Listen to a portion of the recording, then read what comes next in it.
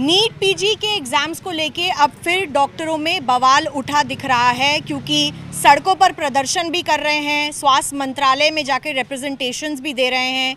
लेकिन 10 दिन रह गए हैं कुल एग्ज़ाम्स के लिए अब, लेकिन सरकार से क्या ये पोस्टपोन होंगे या नहीं होंगे, इस पर कोई भी क्लैरिफिकेशन नहीं आया है। बहरहाल यहाँ पर लाइब्रेरी है जहाँ पर ये तमाम डॉक्टर जो मेरे पीछे खड़े हैं, नीट पीजी एस्पिरेंट्स हैं, ये पढ़ाई करते हैं और कैसा इनका फ्यूचर इस वक्त दिख रहा है, क्योंकि कोरोना काल में हमने देखा कि यही इंटर्न्स, यही जो डॉक्टर्स हैं, हैज़मेट सूट्स पहनकर, पीपी किट्स पहनकर जो सीनियर डॉक्टर्स हैं उनकी मदद कर रहे थे, जो कोरोना में तमाम पेशेंट्स हैं उनको ठीक करने में उनकी मदद कर रहे थे, कोई किसी को सहारा दे रहा था। लेकिन अब इनके सहारे के लिए यहाँ कोई नहीं खड़ा। पिछली बारी भी नीट पीजी का एग्ज़ाम पोस्टपोन करने की बात हुई, सुप्रीम कोर्ट में ओबीसी रिजर्वेशन को लेकर, आरक्षण को लेकर केस गया, उसके बाद थोड़ा बहुत डिले किया गया, लेकिन काउंसलिंग और एग्ज़ाम्स की डेट क्लैश करती हैं। ऐसे में बच्चे एग्ज़ाम के लिए प्रिपेयर नहीं कर पाते हैं। हम बात करेंगे डॉक्टर रोहन कृष्णन से, जो फाइमा के हेड हैं यहाँ पर। सर, आप एक रिप्रेजेंटेशन ले गए थे स्वास्थ्य मंत्रालय के पास, स्वास्थ्य मंत्रालय से क्या कुछ सुनने को मिला है?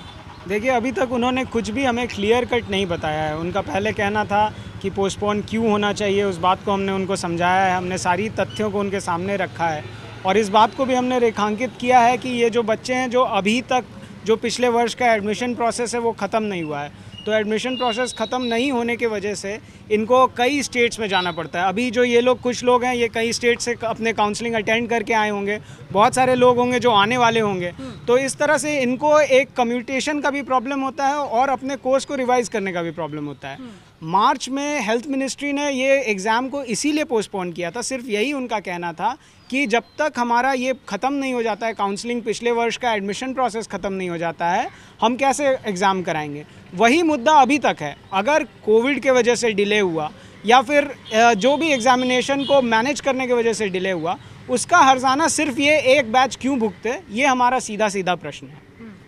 और इसको लेकर कुछ लोगों से भी बात करूंगी। आप बताइए, कौन सी स्टेट से हैं आप लोग और क्या कहना चाहेंगे इस बारे में कि क्या एग्ज़ाम्स वाकई में पोस्टपोन होने चाहिए? आपको क्या दिक्कतें हो रही हैं? Actually, the counselings were so much delayed and so many times the counseling schedule was again and again it was done कि अभी नहीं ऐसे, मतलब कब तक चलेगा ये। और काउंसलिंग कंप्लीट होने के अंत तक, मतलब तब तक एग्ज़ाम भी आ रही है। मतलब 3 मई को अगर काउंसलिंग ख़त्म हो रही है और एग्ज़ाम के लिए 12 डेज़ है, 21 को अगर एग्ज़ाम दे रहे हो तो 18 डेज़ में हम मेडिकल नीट पीजी के एग्ज़ाम की तैयारी करेंगे।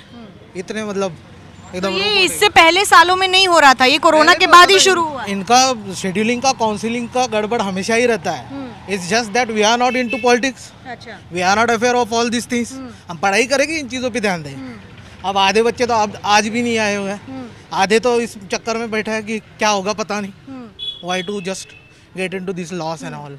तो इस चक्कर में तो आप सब बच्चे पढ़ाई कर रहे हैं इस वक्त, क्योंकि आपको पता ही नहीं है आगे क्या होने वाला है। मैम ओबियसली मैम पढ़ाई तो करेंगे, क्योंकि हमारे पास और कोई ऑप्शन ही नहीं है। मन करे अगर 21 को अगर एग्जाम हो जाता है तो we have only 10 days to prepare, तो how can we prepare for this exam? अच्छा, तो 10 दिन में प्रिपरेशन नहीं कर पाएंगे? ओबियसली नहीं कर पाएंगे मैम। 19 सब्जेक्ट्स अगर हम एक दिन भी अगर देते हैं, एक एक सब्जेक्ट को देते हैं, तो हम कैसे प्रिपेयर कर पाएंगे मैम? अब खुद बता दीजिए, जब मैम कोरोना का टाइम चल रहा था उस टाइम हम ही सबसे आगे थे, तो अब ये बताइए कोई बात करने को क्यों नहीं है हमारे साथ आज जी? तो उस टाइम तो इनके लिए ताली बजाओ, इनके लिए बर्तन बजाओ, इनके लिए फूल बरसाओ, तो अब कहाँ है वो सारे? मोदी जी कहाँ हैं? हमारे प्राइम मिनिस्टर, हमारे श्री नरेंद्र जी मोदी जी कहाँ हैं? वो हमसे बात करके एक बार देखें तो जी प्लीज़। प्राइम मिनिस्टर तक भी एक रिप्रेजेंटेशन भेजा गया, लेकिन कोई जवाब नहीं आया। आपसे पूछूंगी, कुछ लड़कियों से पूछूंगी, personally what is the problem that you are facing as a NEET PG aspirant? क्या प्रॉब्लम आप फेस कर रहे हैं? एक्चुअली हो ऐसे रहा है कि हर दिन एक न्यू रूमर्स भी आ रहे हैं कि अभी पोस्टपोन हो रहा है, तब भी पोस्टपोन हो रहा है। Already there is lots and lots of stress कि लाइक इतना पढ़ना है, 19 subjects, it's not easy to become a doctor and like the life is in our hand, so we are giving our best. And हर दिन ऐसे stressful situation रहता है कि लाइक आज पोस्टपोन होगा, कल पोस्टपोन होगा, ठीक है पोस्टपोन नहीं होगा, but then we just need a clear clarification whether कुछ हो रहा है, नहीं हो रहा है।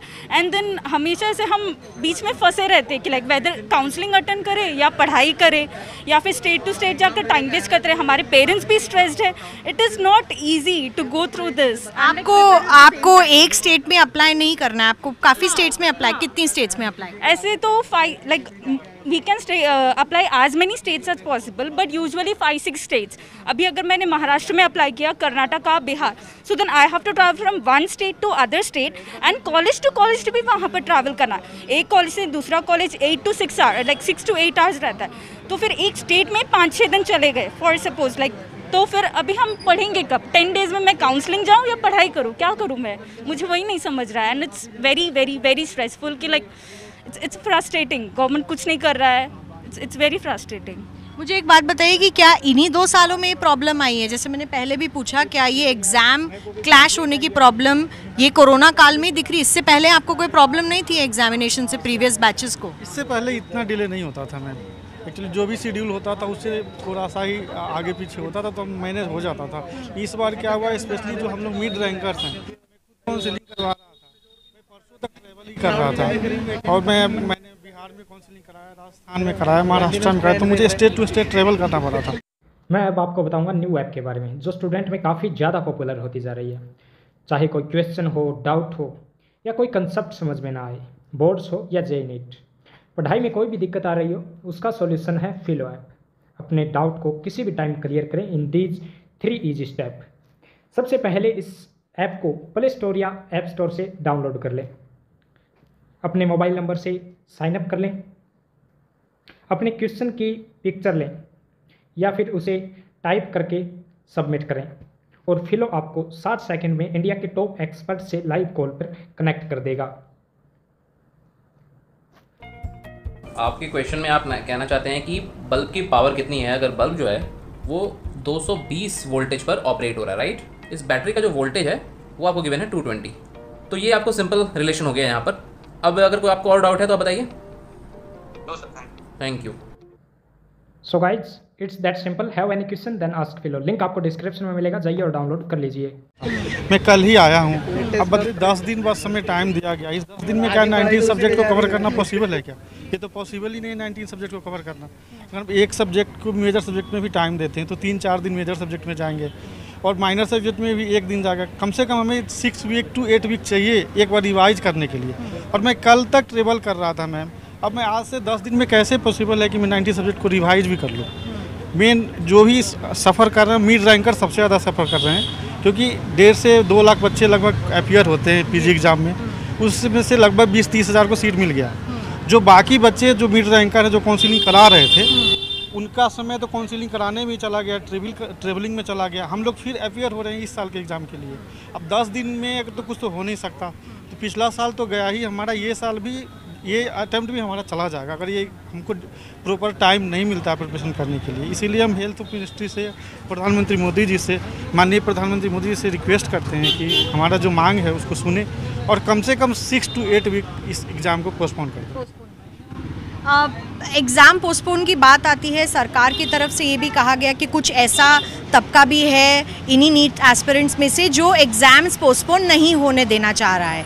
लेकिन एक बड़ा तबका ये भी कह रहा है कि उन्हें 6 से 8 हफ्तों के या 6 से 10 हफ्तों की ज़रूरत है प्रिपरेशन करने के लिए. पिछले 2 साल ऐसे ही जो डॉक्टर्स हैं, मेडिकल प्रोफेशनल वालों के लिए ख़राब निकले हैं. अब इस साल इनके जो फ्यूचर है उस पर क्या प्रश्न चिन्ह लग रहा है, इस पर भी एक बड़ा सवाल खड़ा हो रहा है. और क्या सरकार इस वक्त भी नीट पीजी एग्ज़ाम पोस्टपोन करने के मूड में है? क्योंकि ये केस अब सुप्रीम कोर्ट भी पहुंच गया है. स्वास्थ्य मंत्रालय से कुछ सुनने में नहीं आया है. नेशनल मेडिकल कमीशन जो है वो भी इस बात का संज्ञान ले चुकी है. लेकिन हर जो नीट पीजी एस्पिरेंट हैं, ये जो डॉक्टर्स हैं, हमारे देश का जो भविष्य है, ये एक ही सवाल पूछ रहे हैं कि जो एग्ज़ाम करने के लिए ये दिन रात पढ़ाई करते हैं और इतना वक्त लगता है उसको क्रैक करने में, कई निराश भी हो जाते हैं जब वो एग्ज़ाम क्रैक नहीं कर पाते. तो क्या उनको थोड़ी और मोहलत देनी चाहिए या नहीं देनी चाहिए, इस पर एक बहुत बड़ा सवाल खड़ा हो रहा है. बहरहाल सरकार की तरफ से कोई जवाब नहीं है और अगले 10 से 11 दिनों में इस एग्ज़ाम के लिए तैयारी करते हुए, साथ ही साथ सड़कों पर प्रदर्शन करते हुए भी ये डॉक्टर्स आपको नज़र आ जाएंगे. रवि तोता